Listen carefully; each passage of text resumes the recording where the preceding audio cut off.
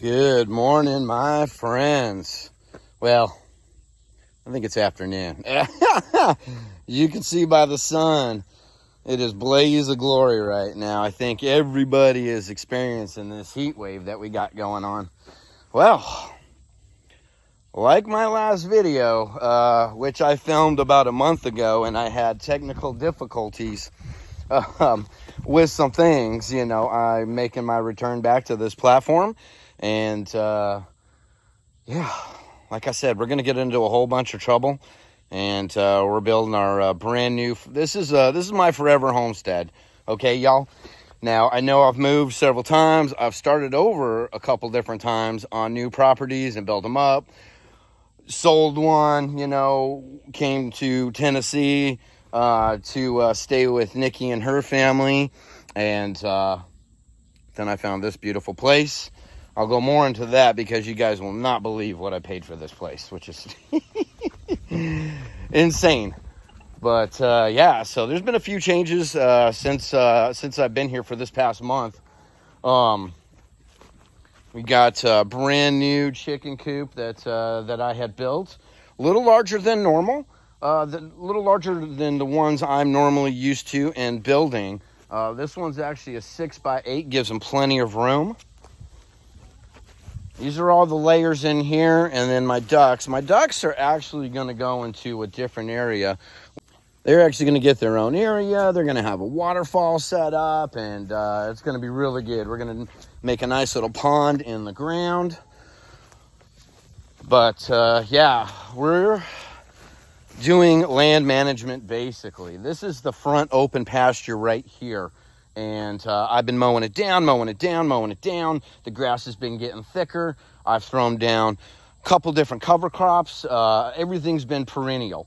So I got the Kentucky 31 in here for a nice thick foraging grass. I threw down some crimson clover, some Dutch white clover, all good stuff that the animals love.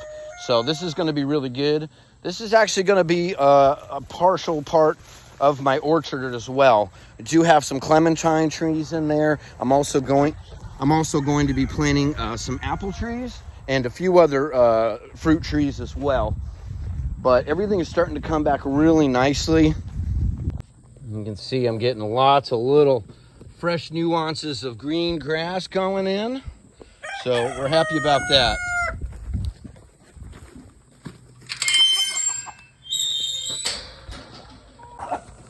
Now, one thing I'm doing is with my laying hens, I'm basically making a static run. Now, what I'm doing with that is it's just basically a compost run. I'm just doing a deep bedding method. I am going to be bordering the fence line. They have a 10. That's right, little buddy. That is one of my American breast roosters. So, like I said, I'm actually going to be bordering.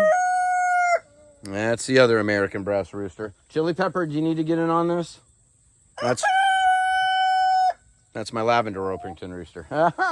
So basically, I'm going to be bordering the fence line. They have a 10x30 run.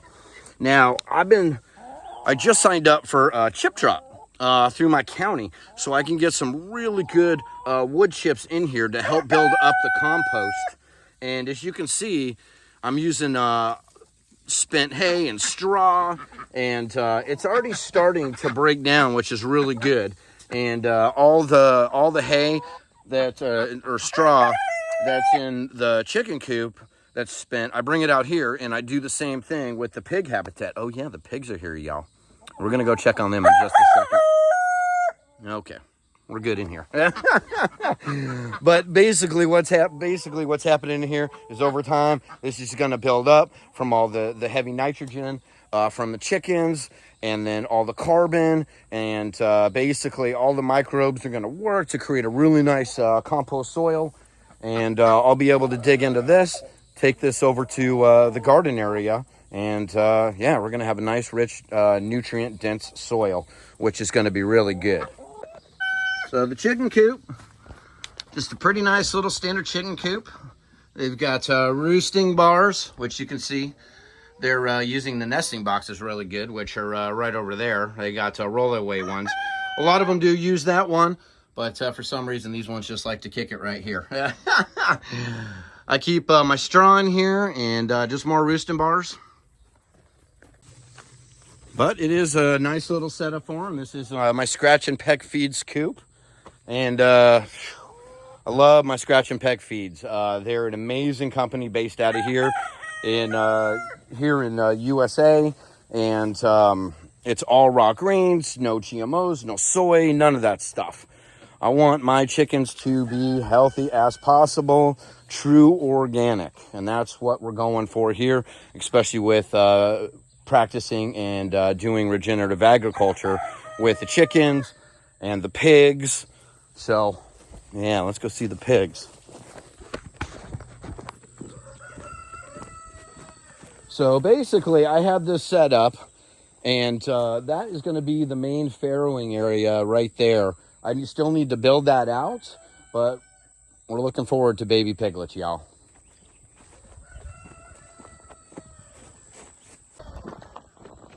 It's so exciting to have the pigs back. It took a little bit of time. We had some technical difficulties.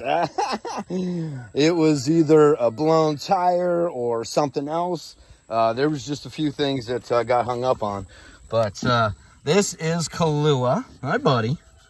This is my breeding boar, and he is just about over a year, I think, when I got him. I have to check my records on that one, but he is a stout boy. And then we got Moonshine, the OG, my original Cooney that I had on my borrowed land back in western North Carolina. And we got Whiskey. And I got Whiskey to keep Moonshine company because, you know, I think it's important to, you can't just have one. You got to have two. They got to have buddies.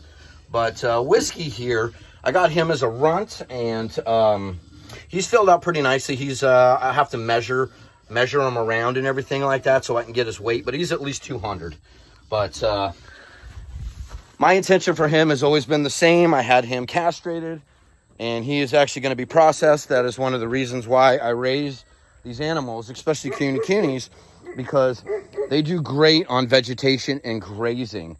They do get grain, and because it's a special part of their diet, but they're like little mini cows. They love the vegetation. They love brambles. They don't root as much. They're not as destructive. So this is where I just recently had them, in this area right here. And they got a lot of stuff down. They dropped a lot of their manure. So basically what I'm going to go through here is seeing what they didn't eat that's still tall. And I can already tell some of the stuff's already starting to pop back up. But they've got their manure spread all over the place. So I'll bring my lawn tractor in here and put it on not the lowest setting, you know, a little higher of a setting, but it'll help with the dry manure, spread it all around. And when we do get some rains, it'll bring it back up, which would be really good. So right now I'm expanding I'm expanding their foraging out. This is my Starkline electric netting. This is about 182 feet on this particular one. I'm pushing back further into the woods right now. There's a lot of bramble still in here. And basically what I got to do right now is, if you want your electric netting to work properly, it needs to be free on the ground. So basically you can't have like super tall weeds hanging up on there. So I'm going to come in here and string trim the backside, and we're going to get that process started. And the pigs do really, really well in here as well. You know, they do test it, but once they test it, they get a nice little shock. So that's one of the main reasons why I love the electric netting. I can move them and rotate them all around. They're always on fresh greens, and it's definitely nice. And then we've got Sorsha and Ghost. Hi, baby, what you doing? Come here, sweetheart. Look at Ghost over there. Hi, baby. What are we doing, girl? Hi, babies. Hi. So we got them set up in their little habitat. You know, I've only been here for a couple months, and there's only so much I can do in so much time. You know, I basically tore down a 1,500 square foot house. I brought in a 12 by 32, or I'm sorry, a 14 by 32 portable shed. Now, I do have to have a correction. My last video, I said my original one that I had in North Carolina, my very first shed that I converted into my cabin, I said 12 by 36, but it was realistically 12 by 28. It was 336 square foot. So in this particular one, we jumped up to 450 square foot. I'm going to go more into the cabin soon, probably on the next video, because I'm doing a bunch of work right now. But as for the dog habitat right here, we're gonna put them over there, and I'm gonna get as much fencing and paneling as I possibly can. I've got a lot of the 16-foot sheep and goat panel. It is very costly to perimeter fence. Like I said, I'm just under 4 acres, but we're gonna do the best we can, and over time, these guys will be able to run all throughout the main area. But where I'm gonna set them up at, they're gonna be in between everything. I'm working on, basically I'm building a permaculture homestead, and I'll go more into that with you, but everything is placed perfectly and centers around the home. So I've got the chickens off to the side there, the pigs over here so I can let them in and out to each side of the pasture in the woods. And then of course, where I'm standing now in the dog habitat, this is where my future kitchen garden is gonna go. So I'll bring the pigs in here, everything will be accessible. I'll be able to come right off the porch into my kitchen garden.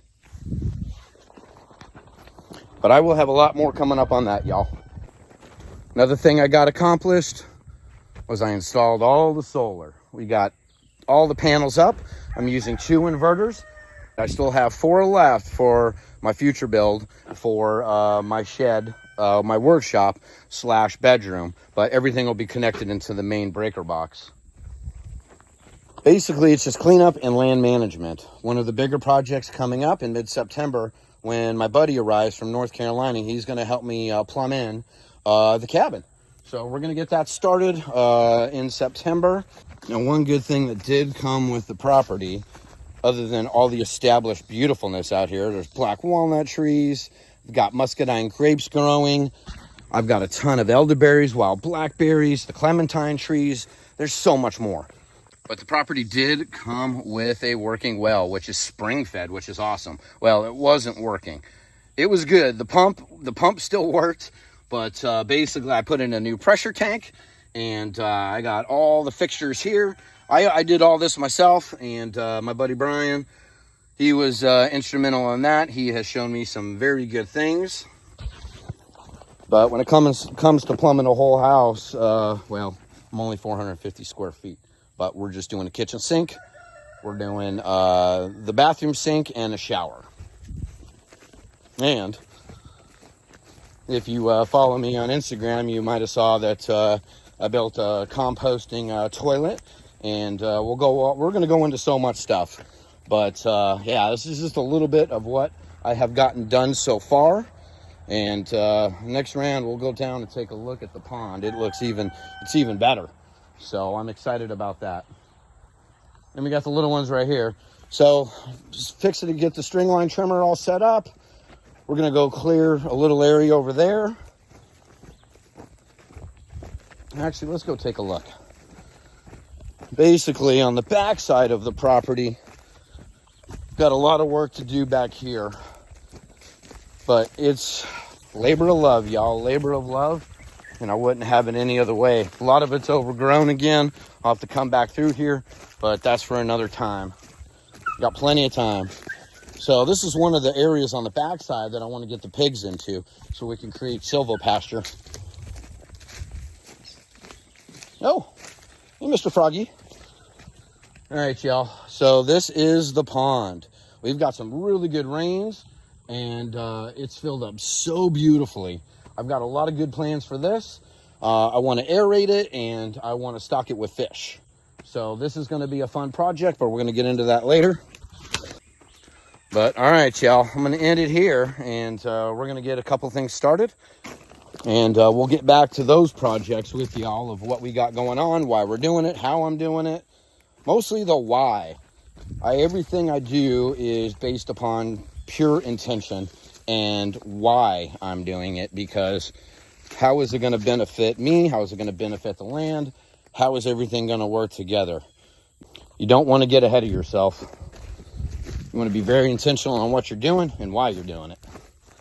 But hey, I truly appreciate every single one of you. Thank you so much for tuning in and joining me on my journey. We're going to have a good time, y'all. See y'all on the next one.